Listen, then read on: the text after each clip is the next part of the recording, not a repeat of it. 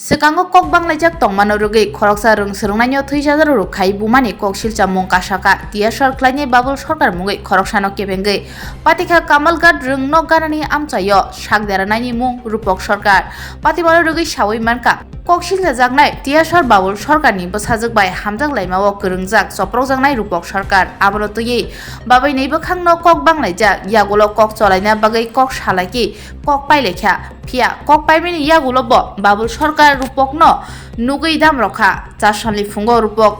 rungnogo thangke bono saichung nugui ajumsa khlai butok khlai phekya babul sarkar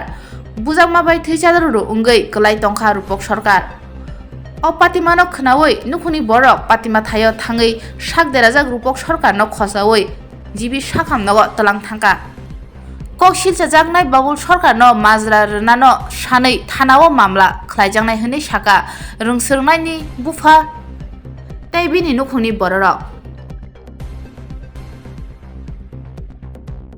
ছেলে বেশ কিছুদিন আগে 6 মাস হয়েছে তেনের মেয়ের লোকে আমার ছেলের একটা রিস্ট আসলো কি থাকাকালীন এর মধ্যে এটা আমরা এই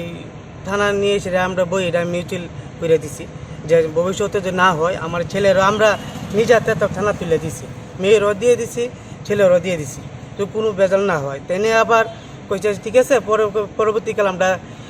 দেখে দেবো হুমকি দিছে এবার মানে বাবুল দাস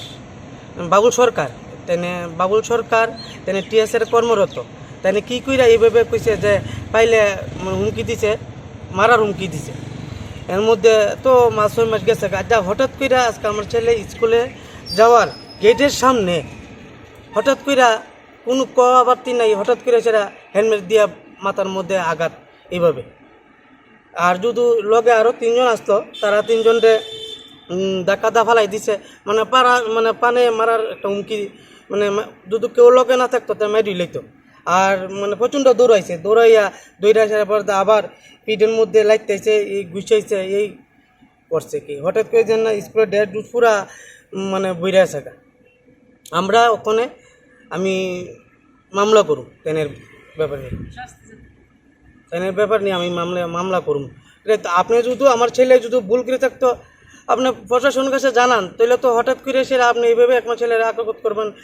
আপনি তো হুমকি দিচ্ছেন যে মারার তো আমার তো প্ল্যান আসলো আজকে মারার এই তো প্ল্যান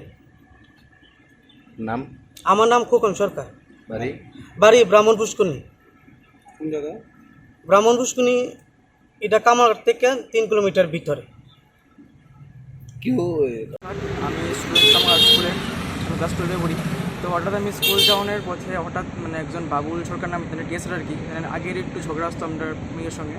তো হঠাৎ তাই এই ঝগড়া শেষ হয়েছে কবই তো তাই হঠাৎ এসে আমার মাথার ভিতরে হেলমেট দিয়েছিল 3টা মানে পারিবারিক আর কি তারপরে আবার মানে অনেকক্ষণ দূরে আমার আমি যেমন একটা গাড়ি ড্রাইভার সেটা মানে উঠতে সেটা ওখানে চিবি দিয়েছি কেন আপনার উপরে আক্রমণটা করছে কিছু কি জানা গেছে কারণ কেরাগুজাতি আক্রমণের তো হঠাৎ কোনো নিশ্চয়ই কারণ থাকবো কেন আপনার উপরে আক্রমণটা করছে মানে ট্রেনের মেয়ের সঙ্গে আগে মানে আমার একটা আসলো